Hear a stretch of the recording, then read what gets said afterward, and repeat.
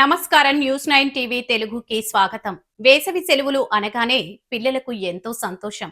కానీ ఈ సుదీర్ఘమైన సెలవుల్లో పిల్లలు తమ అమూల్యమైన సమయాన్ని ఎలా సద్వినియోగం చేసుకోవాలి?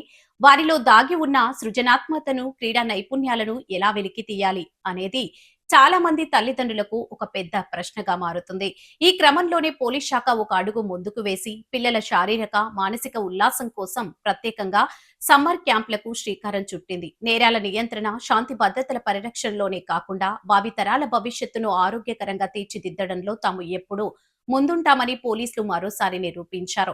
ఇందులో భాగంగానే ఈ రోజు పోలీసుల ఆధ్వర్యంలో ఒక అద్భుతమైన సమ్మర్ క్యాంప్ అట్టహాసంగా ప్రారంభించారు. ఆ విశేషాలు ఇప్పుడు చూద్దాం.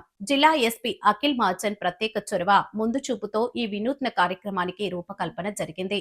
వేసవి సెలవుల్లో విద్యార్థులు చెడు వ్యసనాలకు బానిసలు కాకుండా రోజంతా మొబైల్ ఫోన్లు, వీడియో గేమ్స్, టీవీలకు మాత్రమే పరిమితం కాకుండా వారిలో క్రీడా స్ఫూర్తిని రగిలించాలన్న ఉన్నతమైన సదుద్దేశంతో ఎస్పీ అఖిల్ మహాజన్ ఒక నిర్ణయం తీసుకున్నారు.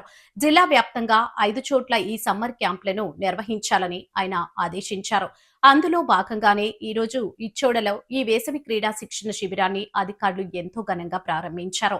ఇచ్చోడ సిఐలు రమేష్ మరియు బండారి రాజు, అలాగే జడ్పీఎస్ఎస్ స్కూల్ పీడీ రామేశ్వర్ గార్ల పర్యవేక్షణలో వారి సంయుక్త ఆధ్వర్యంలో ఈ సమ్మర్ క్యాంప్ అత్యంత వైభవంగా మొదలైంది. ఈ ప్రారంభోత్సవ కార్యక్రమానికి చుట్టుపక్కల ప్రాంతాల నుండి పిల్లలు భారీ సంఖ్యలో చాలా ఉత్సాహంగా తరలివచ్చారు. పోలీసులంటే కేవలం చట్టాన్ని అమలు చేసేవారే కాదు, మాకు ఆటలు నేర్పించే స్నేహితులు కూడా అన్నట్లుగా పిల్లలు వారితో మమేకం అవ్వడం, వారితో కలిసి ఆడి పాడటం ఈ కార్యక్రమానికే హైలైట్ గా నిలిచింది.